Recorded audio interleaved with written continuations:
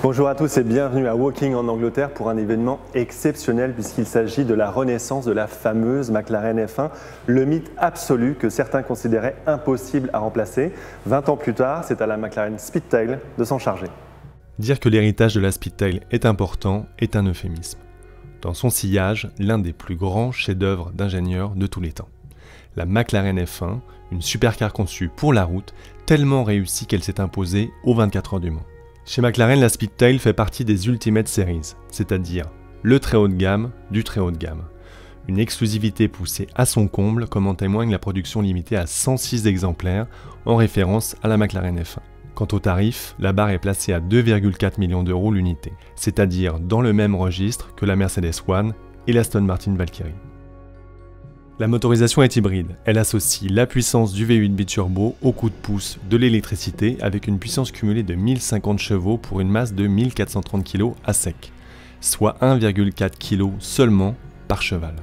La particularité de la Speedtail concerne l'aérodynamique, elle se caractérise par une partie arrière allongée pour favoriser la stabilité à très haute vitesse. À ce propos, le constructeur revendique des pointes à 403 km/h. Côté accélération, cela se passe de commentaires, avec un 0 à 300 annoncé en 12 secondes 8. À titre de comparaison, la McLaren F1 réclamait une dizaine de secondes supplémentaires pour couvrir le même exercice.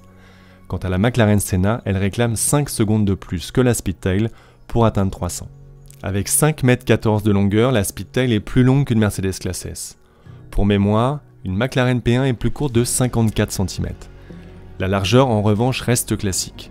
Et l'habitacle reprend la forme d'une goutte d'eau, très recherchée par les designers car elle favorise la pénétration dans l'air. Dans le même registre, les rétroviseurs sont remplacés par des caméras extractibles dans les portières qui réduisent les turbulences.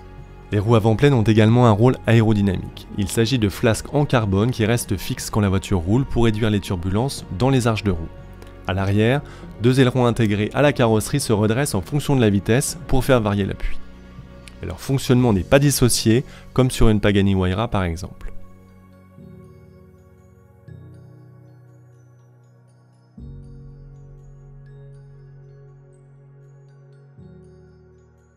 À l'intérieur, la McLaren Speedtail conserve le principe des 3 places et de la conduite centrale, avec un accès à bord facilité, davantage de surface vitrée et une meilleure visibilité. L'habitacle est un cocon avec une profusion de carbone et un cuir spécialement allégé pour abaisser la masse totale.